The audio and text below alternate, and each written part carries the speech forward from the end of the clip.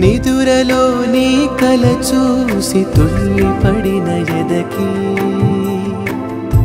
ఏ క్షణం ఎదురవుతావో జోల పాటవై